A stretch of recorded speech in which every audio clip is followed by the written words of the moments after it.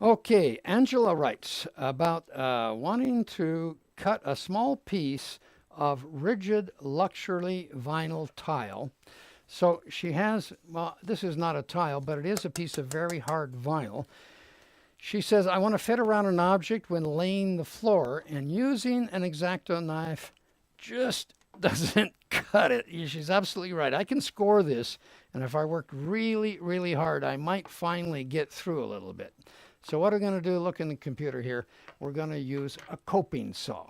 And the coping saw, you've all had these when you were kids. And they come with this large sort of frame, and then there's the saw blades themselves are changed to all kinds of different sizes for doing curves or straight lines, cutting different material. As you can see, they put this one right through a hole because you can drill a hole, put the saw in and assemble it, and then go cutting, which means it never goes to the outside edge. Well, I have one here that would be interesting for that vinyl. You could do it with a regular coping saw.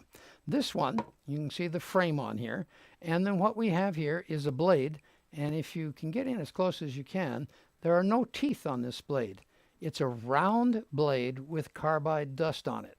It's specifically made for cutting ceramic tiles. And so you could insert it in a hole if you drill a hole in the middle and be able to cut the tile out with no cut to the edge. Here for that rigid vinyl, I can put this in here and then cut across. Now this is, as you can see, it's not fast, but it will give you, even if that was a regular little saw blade, it will give you any cut you need for getting around an object in that tile.